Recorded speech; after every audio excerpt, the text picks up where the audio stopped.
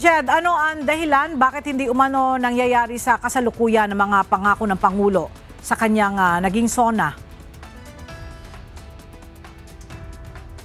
Magandang tanghali, Ella. Ayon kay Dr. Tony Liachon, isang independent health reform advocate, yung mga ipinangako ni Pangulong Ferdinand Marcos Jr. sa kanyang ika-4 na SONA ay malayo sa katotohanan dahil aniya, kung gusto nila nitong mga libreng serbisyong pangkalusugan ay bakit nila inalisan ng pondo o subsidiya ang PhilHealth na tinawag niya rin isang betrayal o pagtataksil sa mga Pilipino, lalo na dun sa mga nangangailangan at umaasa rito. Ang pangako na zero balance billing o libreng pagpapagamot sa mga pampublikong ospital ay isang ilusyon at hindi totoo para kay Dr. Liachon.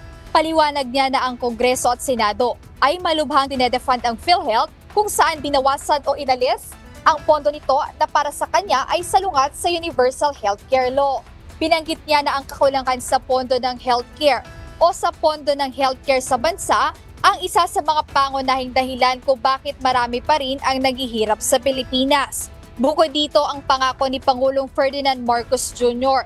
na popondohan ang gamot sa sakit sa puso, cancer at kidney transplant ay counterintuitive o taliwas sa totoong ginagawa ng kasalukuyang administrasyon dahil sa ginawa ng gobyerno na pagkuha sa 60 billion pesos na pondo mula sa PhilHealth at pagbibigay ng zero subsidy para sa taong 2025.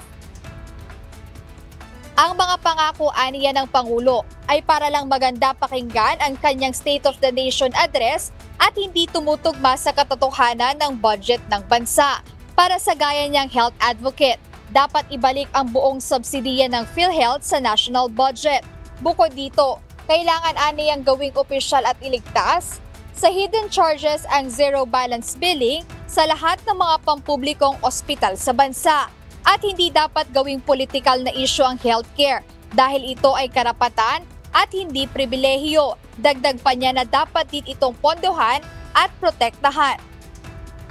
Ella, bukod dyan, dinagdag ni Dr. Liachon na sa kabila ng mga pangako ni Pangulong Ferdinand Marcos Jr. kaugnay doon sa pagbibigay ng libreng mga serbisyong medikal sa mga Pilipino ay dapat aniya ay bigyan ng malaking budget o sapat na budget yung healthcare sa bansa at hindi lamang ito ay ibalik sana aniya sa 2026 budget yung subsidiya sa PhilHealth lalo na at maraming Pilipino ang umaasa dito at marami rin yung umaasa sa mga serbisyo sa mga pampublikong ospital. Ayan muna update, balik sa'yo Ella.